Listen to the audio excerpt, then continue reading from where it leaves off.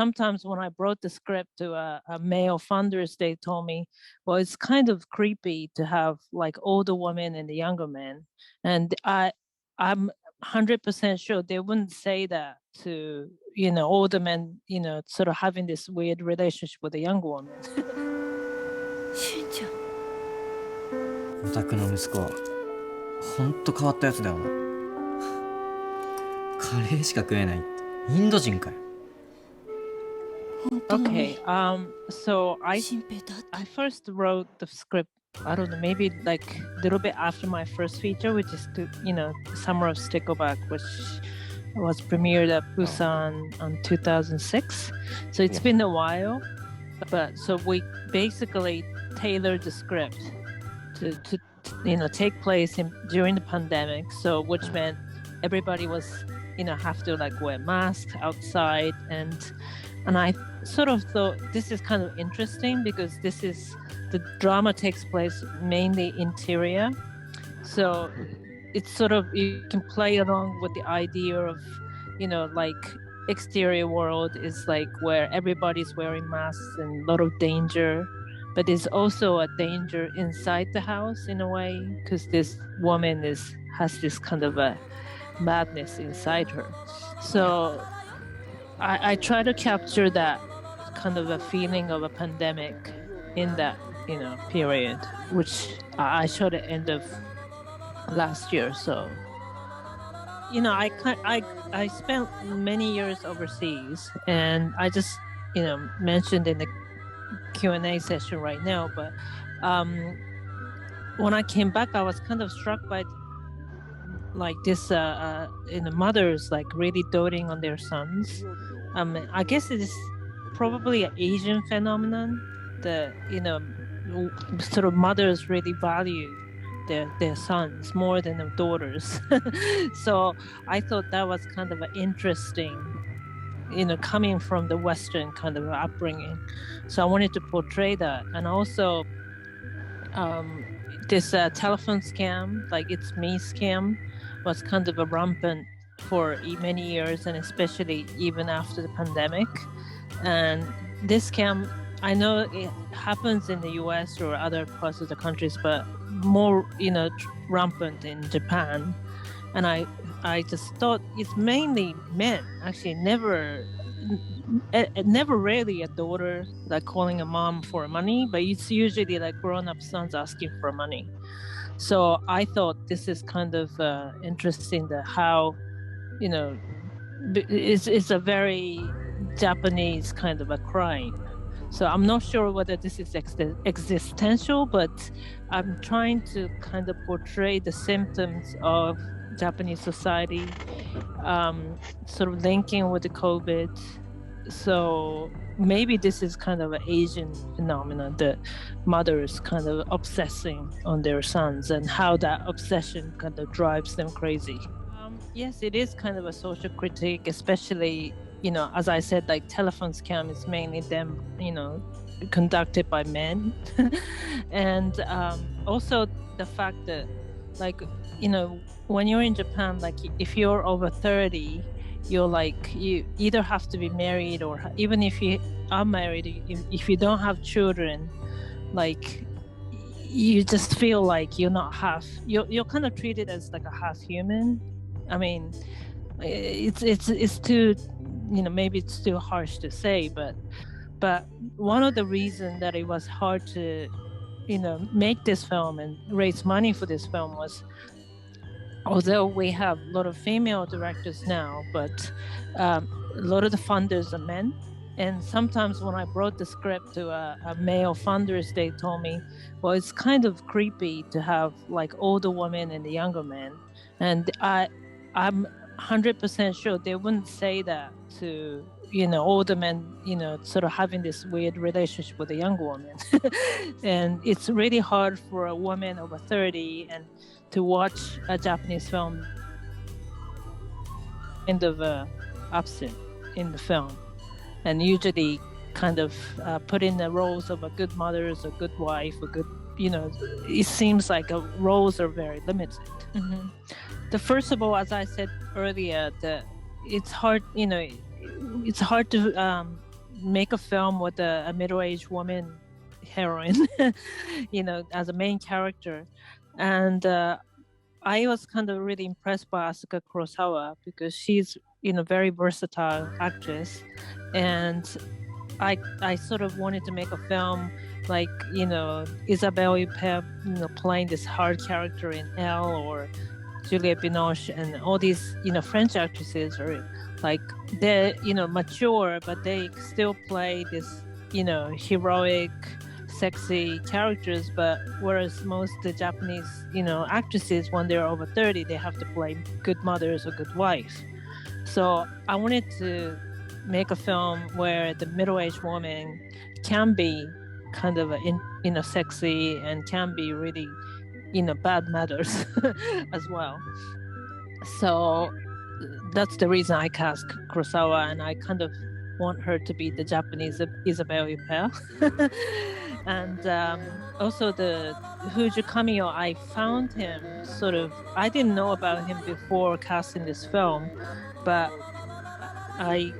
when you're making a film in this pandemic period, you spend like most of the screen time wearing masks, which means that you have to have a strong eyes. Like you have to act with the eyes. So I try to find actors who have a strong kind of an eye, like sort of eye power. I don't know how you describe it. It's like, and Kamio had that, and especially not only he's beautiful, but he has this sort of a darkness in his eyes, which kind of I liked. And as you mentioned, Uemura is kind of, they sort of have a similar look, which, as you said, like, I was kind of intentional that this woman is kind of going after this prototype of sons. She's kind of going for the similar type. And he also has a strong eyes as well. Actually, I don't like to use music as much in terms of kind of driving emotion. Mm-hmm. And I try to kind of focus more on acting. And actually, my DP is from a documentary background. Tomohiko Tsuji, he shot Tatsushi Omori films and many other films. And what he's good at is capturing actors acting as if in a documentary. And we kind of try to focus on acting more than the images, because some DP are more focused on making a beautiful look, which is really not the case. And we're more focused on actors' performance and how to tell the story to kind of for the acting, so to speak. So in that way, we're kind of a documentary minded, because a lot of times, I've been asked, documentaries and fictions are very different, but in my mind, it's the same in a way that where you're capturing people and you're trying to portray, people's lives. So in essence, it's the same thing, and it's just the way you approach it is different. So we had a documentary DP, and I have a documentary background, so we try to kind of shoot actors in a way as if we're shooting documentaries. I tried to make this apartment. I try to visualize this apartment as a woman's body, like a woman's womb.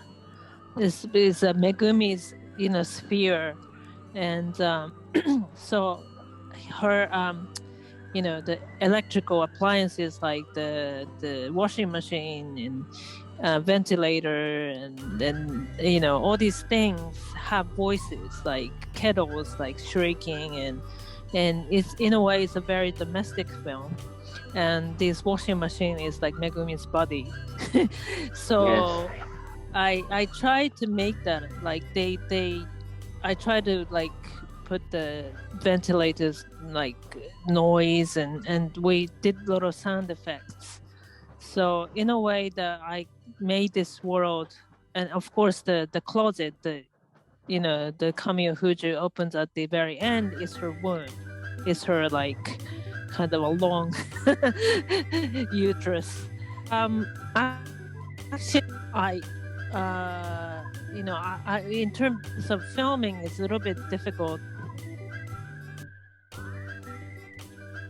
opportunity to make more independent films, because like last year, a lot of the big productions are canceled.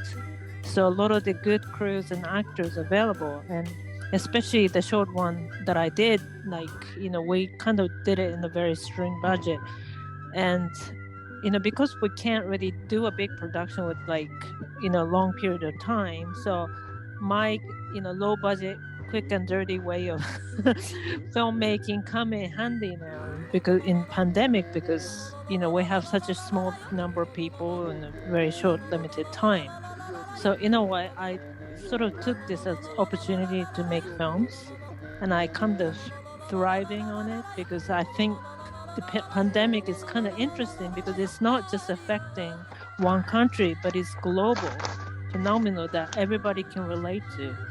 And that, maybe more films are made about the pandemic, but not so many. So I'm kind of seizing the opportunity. Maybe this is, coming from my documentary background, is always asking, like, capturing now, like trying to, make a story from what's happening right now.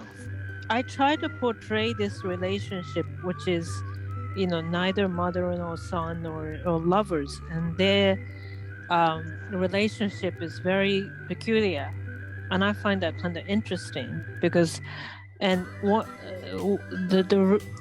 because I'm a female filmmaker, a lot of the times, like when I wrote the script, a lot of the men said like, "Oh, you don't have sex scenes here? Like, why don't you have like, why they don't have like sex there? Like, they're in the same room." And it's not that I don't want to portray sex scenes. It's just that I feel like there's more things erotic than just portraying pure sex, which I find a little bit boring sometimes. Like, you watch, maybe this is, I'm putting the male directors as enemies, but if you just portray sex, it's just that. But I think there's things more erotic than just portraying straight sex. And especially Megumi is kind of awakened by having this young man in the house, and